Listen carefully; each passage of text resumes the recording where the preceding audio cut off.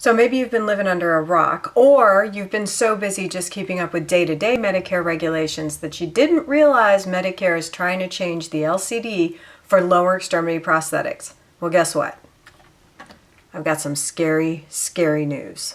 I just want to give you a super short tease of what's in this potential LCD or this proposed LCD, so that you can go back and actually read the proposed LCD. You have to read it. It's really long. It's really tedious, but it's the only way.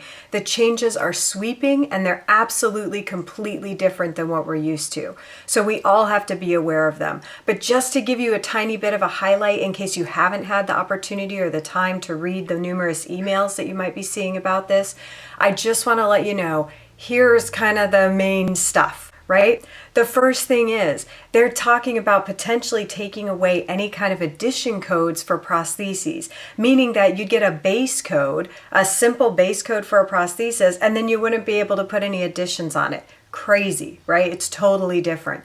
The other thing that might be happening is that they're requiring, or they want to require, patients to go through a mandatory rehabilitation program before they're going to be eligible for a prosthesis. That wouldn't be so bad by itself, but the rehabilitation program that Medicare is actually proposing is really, really tough. It requires documentation from our physicians that's going to be extremely difficult to obtain. There are also changes to the LCD in regards to payment for liners. Huge changes about who's going to be eligible for a liner and who isn't. There are also changes to suction systems and changes to what constitutes a healed residual limb and what doesn't.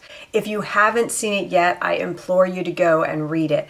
It's really upsetting, and you definitely want to be in the right frame of mind when you take a look at it. But again, we just need to be aware. And what you see scrolling along the bottom here is a way that you can get to that LCD. So follow that link, get yourself to that LCD and take a look at it before it's too late. And the proposed LCD comment period ends on August 31st. So in just a few days, really, the comment period will end on this, and then they'll move to the next step. So again, just follow those links, check out that LCD, proposed LCD, and make sure that you are aware of these changes.